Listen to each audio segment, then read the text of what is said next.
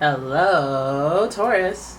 It's umomgtarot, and this is your love and relationships tarot card reading. We're going to see what your new love interest or the person coming in is feeling, what you're feeling, what's going on as far as your energy and this situation. I'm going to use the astrology reading cards to give us an idea of the vibes that are flowing here. And then we're going to do a tarot spread and see what's going on between you two, you and your person. Right. If you like your own personal reading, please check out the description. There's a link there's a link there, and the links for personal readings. That's where you got it. All right, so your first card here is Scorpio. After giving it a shuffle and whatnot, we pulled this Scorpio energy, and this energy is intense, masterful, pause, thoughtful, and magnetically charming, but also secretive and possessive. So you know that intense Scorpio stare right there. You know them eyes. You know that they're in charge when you're in a relationship with them. You're not just going to do whatever. It's them calling the shots. So stop kidding yourself. And it's a watery energy. So this person's relatively psychic. They have deep prophetic dreams. They give meaning to things, more meaning than sometimes they deserve. You know, they feel things very intensely. They go down the rabbit hole of thinking. A little bossy, very creative, very artiste. All right, so this is your person we're talking about. They got a darkness within them, you know it. All right, then we have Gemini energy. I heard that these two don't mesh well, but they have conflicted energy, I guess.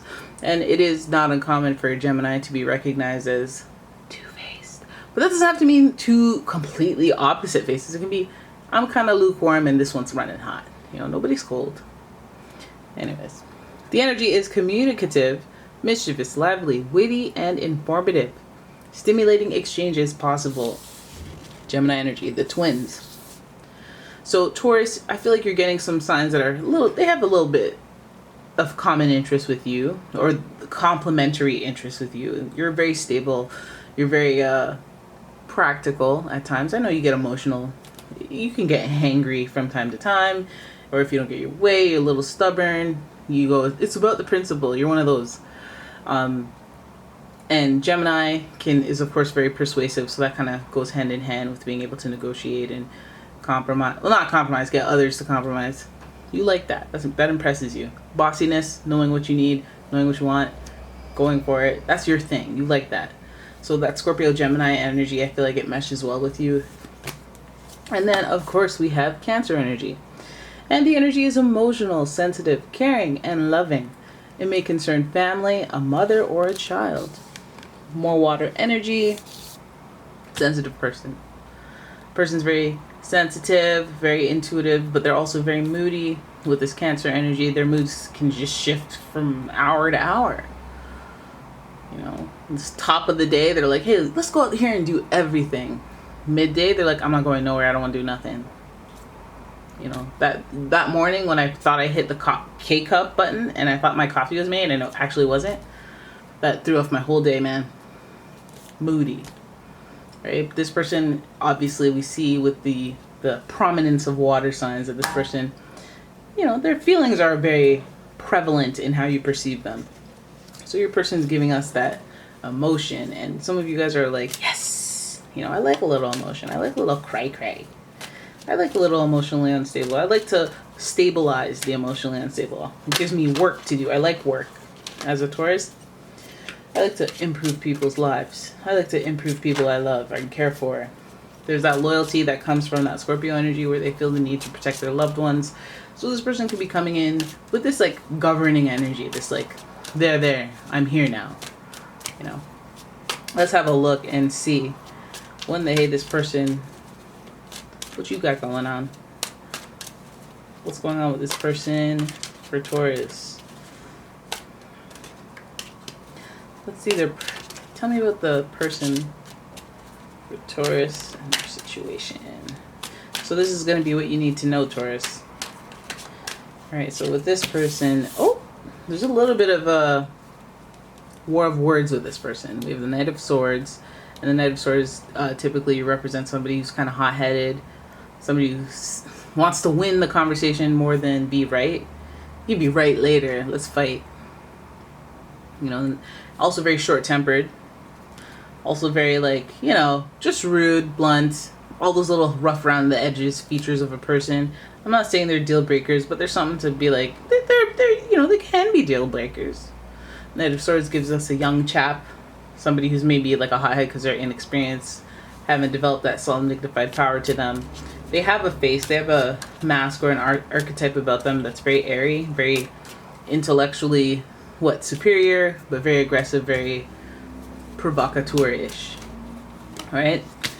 Your person's dangerous. Your person's dangerous, I'm telling you. Because now we have the Ten of Swords. Ten of Swords represents an ending or a brutalized, overkill type ending. Some would call it a betrayal in some instances with the right chemistry. The Knight of Swords, maybe that's why they're salty and not salty, but like maybe that's why they're rough like that, rough around the edges. They've had some betrayals, some deception, some overkill, backstabbery in their lives. Yeah, but this person, I feel like they're a wounded bird, or they have some sort of like harshness. It's like the Scorpio part of them is explained. They've had a rough or rocky past. They project rough and rocky energy because of, you know, what they're about to serve out, what type of vibe they're in the midst of. I'm about to, you know, betray my friend. Can I call you back? You know, either way, there's an ending, a big dramatic ending in their life. So they may be moving from one chapter to the other in their life. They may be dealing with some sort of destruction that they weren't ready for, that they're just trying to pick up the pieces from. For some of you, that's an indicator of, hey, are you looking for something serious or not? It's like, dude, I can't even think about anything serious right now. I'm still trying to heal some wounds, lick some wounds. You know, this person looks like there's chaos around them, just a little bit. Okay, so then we have the Knight of Cups, and I like that because this might be the preface, and this might be where we're heading. With that Scorpio defensive energy that we saw the flare up, and the Gemini energy, as far as like verbalizing, being blunt, being like communicating very aggressively, because of the damage of their past, possibly present. There may be that Knight of Cups, there may be that, hey, I'm sorry for how I talked to you. I was going through something. You know, feels like your person's going to make this excuse, or, you know, try to not justify, not explain, but just tell you why it's over, why they're not like that now. Ten of Swords indicates the ending of that period, or the worst of it is over, the worst of it has passed, or we're coming up on the end, and then it's not going to get any worse. You're good, right? Following that is the Knight of Cups, and that's what makes it feel like, okay, well, you know, this is a period of time where, you know, we're a little buck wild, but then, okay, I'm sorry. Here's the softness. Here's the feelings. Here's the sensitivity. Here's the, after that harshness that I potentially served you. That could even be you. They threw 10 swords at you. Relentless upset, and then now they're like, hey, I'm sorry. I'm really sorry. Knight of Cups comes in knowing that they done dirty. If they've done dirty, they know they're dealing with something that's not going to be perfectly wrapped in a bow. Like, hey, I'm sorry. Oh, that's okay. Bye. They might expect a little bit of a tongue thrashing themselves. They might expect to have to explain, justify, do all those things. But this is why I like Knight of Cups, is they come with the armor. They come prepared. They come with, you know, that openness to being able to explain and not just throwing a hissy fit and running off. So they come sincerely, come with love. And I like that with this person. We have the Page of Pentacles. This person is curious about you, if not how you're doing in general, your lifestyle, how you've been. Page of Pentacles, curious, and a messenger of that curiosity.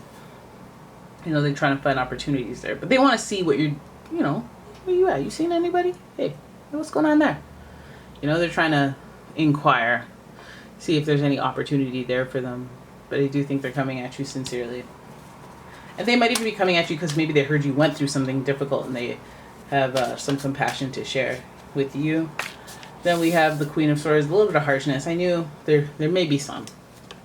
There may be some, even though they come to you like, hey, I'm sorry. Hey, sincerely, emotions, love, loving gesture. Here's some flowers. Here's a book. Here's, you know, want to go, like anything, you know, any loving gesture. We have the Page of Pentacles, which I'm like, wait, you hear, like, you want to see what's up? Okay, good. But with the Queen of Swords, it makes it feel more like I'm coming at you with this loving gesture of like, hey, how you doing? Oh my God, hey, what's up? What's up? Oh. And then maybe they're looking for an opportunity that doesn't necessarily involve you like helping you or like in the interest of you. They're looking for an opportunity. A friend of mine is looking for this, and I remember you had that. When you thought, oh, I thought you were reaching out to me because my pet passed away. Oh, okay. Oh, it's about something else. Oh, okay. Oh, it's like that. It's like that. Okay. I feel like there's an alternative intention. They may care and be caring because we do have a lot of water. But again, remember I warned of the moody switch up nature of the Cancer energy. So that Page of Pentacles might be the switch up. Hey, by the way, do you have $50? Hey, by the way, do you have $50? And I feel like that's why the Queen of Swords is there. That's why, because you don't even need to tell them. You don't even need me to tell you that something's suspicious with that. I feel like your Queen of Swords energy within you will be activated. I feel like you're that archetype. Queen of Swords, don't try to play me. Queen of Swords is very independent. She's very strong. She's very good at looking somebody in the eye and figuring out what their intentions are. She's good at seeing the bigger picture. Those are the positives. But you know, she's kind of a salty, jaded. You know, she's like, it's giving Kelly Catrone type thing. Like I wouldn't say Kelly Catrone is salty and jaded. I would say that like as a young kid it was intimidating. As an older person, it's like good. I want to be more like, I'm trying to get like that. I'm trying to get no nonsense so people don't keep clowning me. Keep trying to take advantage of me because they think that I'm nice. Talking to me crazy because they think that I'm not going to say anything back. You know, Queen of Swords, get that Queen of Swords in you. But I feel like that's like what you have to summon. It's not necessarily who you are or who you want to be all the time. But you're not a fool. You're not about to play me. Queen of Swords energy, temporary.